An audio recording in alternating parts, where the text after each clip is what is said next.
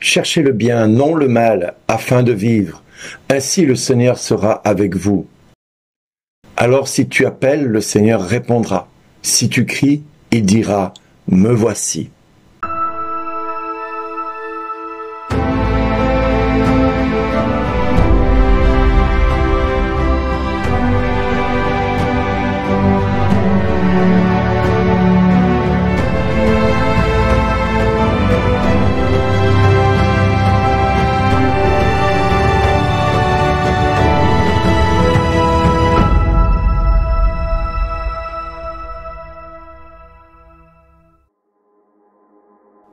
Bonjour les amis, toujours heureux de vous recevoir le matin pour vivre ce 7 minutes pour Jésus.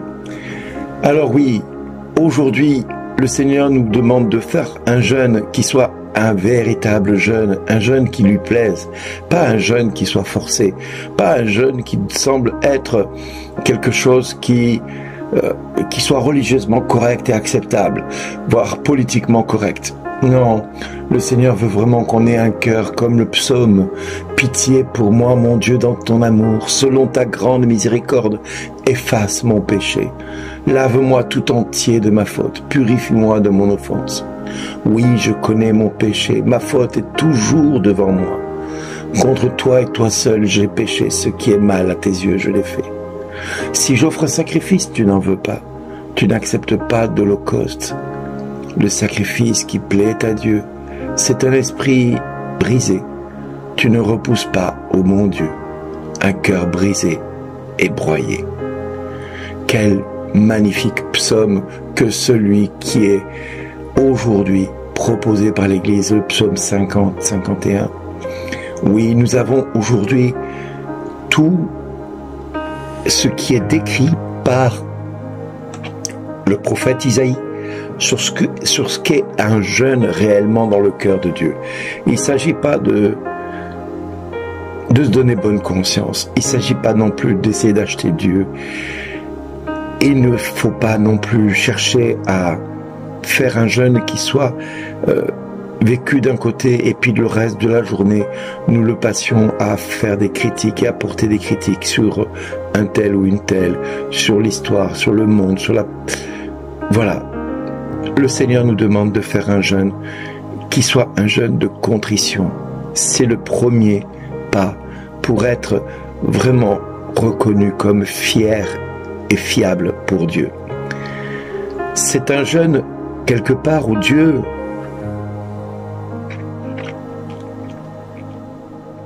veut que l'homme s'humilie devant le Seigneur, se rabaisse devant le Seigneur, s'incline devant sa face. Alors mon ami, aujourd'hui, si tu écoutes ces 7 minutes, c'est peut-être la première fois que tu les écoutes.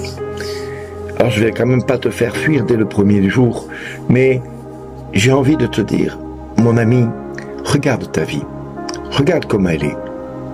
Regarde tout ce que tu as pu faire à droite et à gauche qui ne sont pas forcément, on va dire, allez, des actes purement gratuits, des actes purement libres de toute chaîne, de toute entrave.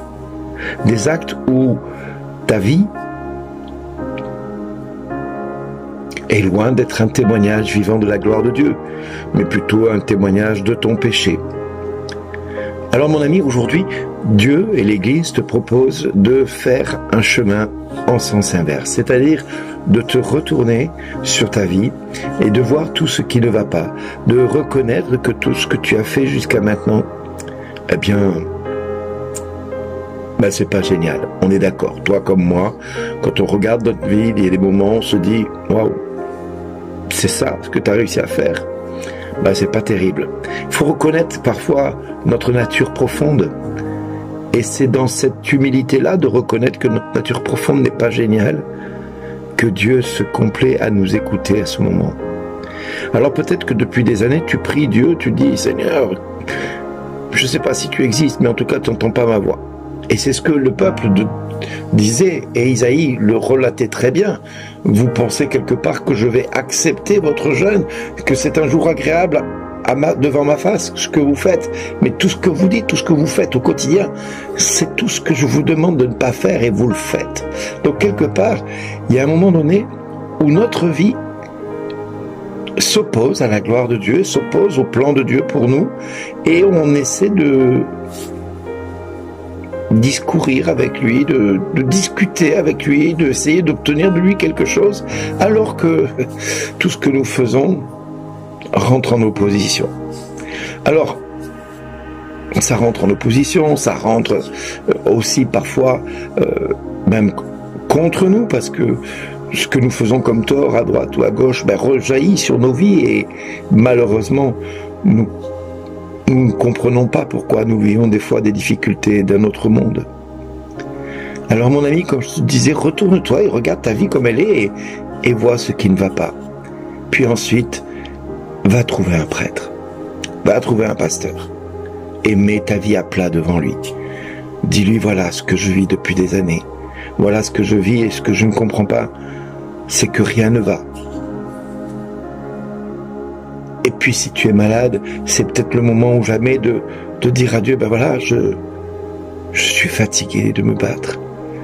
Je suis épuisé de me battre contre mon péché, ma maladie, mon handicap, mon infirmité. Je ne comprends pas pourquoi je vis tout ça.